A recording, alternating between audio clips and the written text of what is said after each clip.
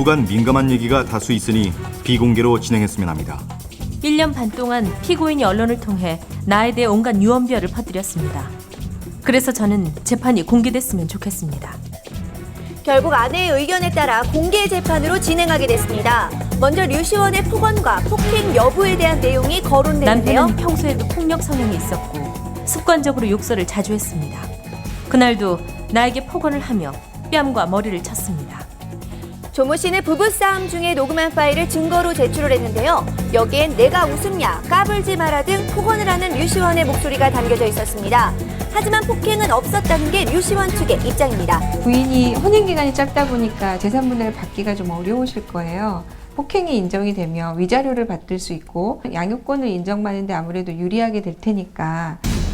류시원 측에 의하면 아내 조 씨 측이 요구한 위자료는 재산 분할금과 합친 37억과 월 300만 원의 양육비라고 합니다. 고소의 주된 내용인 위치 추적에 대해서도 양측의 입장은 달랐습니다. 남편 류시원은 의처증 증세가 있었고 그래서 나를 감시하기 위해 GPS를 부착한 것입니다. 아내는 전화를 10번 하면 10번 다 받지 않는 사람이었습니다. 직업 특성상 출장이 많은데 연락이 안 되면 불안했습니다. 조 씨는 류시원의 의처증을 류시원은 조 씨가 가정에 소홀한 것을 문제 삼았는데요. 류시원은 아내가 보낸 휴대전화 동영상을 증거물로 아이가 제출했습니다. 보고 싶다고 했더니 휴대전화 동영상으로 아이가 자지러지게 우는 모습을 40초 동안 보여줬습니다. 그래서 집으로 달려왔더니 나와 아이를 두고 새벽에 집을 나가더군요. 아이를 달래느라 전화를 못 받았다고 하는데 남편은 믿지 않았습니다. 그래서 아이가 우는 걸 찍어서 보냈습니다. 그리고 남편이 집을 나가라고 해서 저는 친정으로 간 겁니다. 남편은 내가 뭘 한다고 해도 믿지 않는 사람이었습니다. 어떤 언쟁을 직접적으로 한 부분은 없었습니다. 다만 이 조 씨의 그 신문 과정에서 류시원 씨의 변호인 측이 강하게 압박을 하면서 이번 그 이혼에 대한 귀책 사유가 조 씨에게 있는 것이 아니냐라고 추궁을 했습니다. 조 씨 측은 이에 대해 강하게 반발했습니다. 제가 산후조리원에 있을 당시 남편의 외도가 있었고 심지어 집으로 그 여자를 불러들였습니다. 이 사실을 본인도 인정했습니다.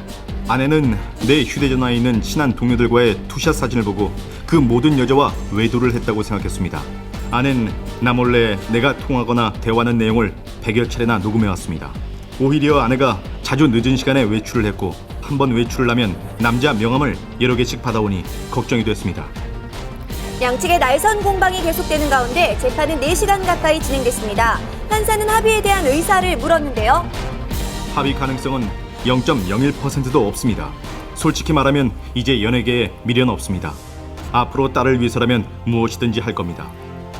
검사는 피고인 류시원에게 징역 8개월을 구형했습니다. 한치도 물러서지 않는 양측의 날선 공방전은 결국 부부간의 낯뜨거운 사생활을 폭로하는 상황으로까지 가게 되는 상황입니다.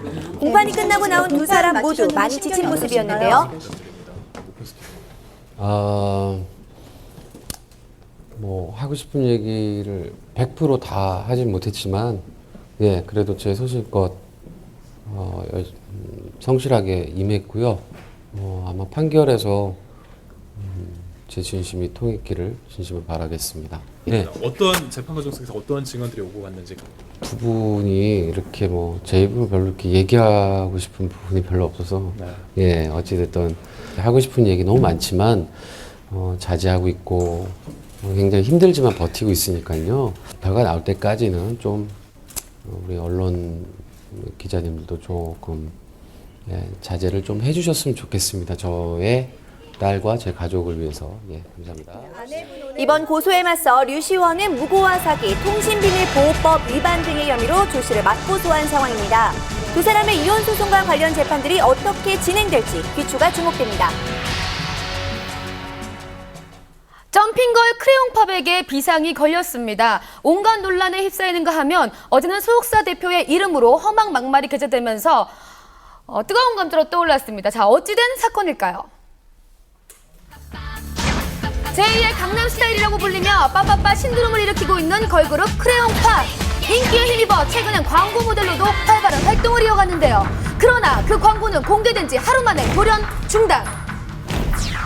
이뿐만이 아닙니다. 모기업의 페스티벌에도 참가 예정이었지만 최종 명단에서는 제외됐습니다. 요즘 벌어지고 있는 논란은 크레용팝이 한 인터넷 사이트의 회원이 아니라는 의혹부터 시작이 됐습니다. 인기가 높다 보니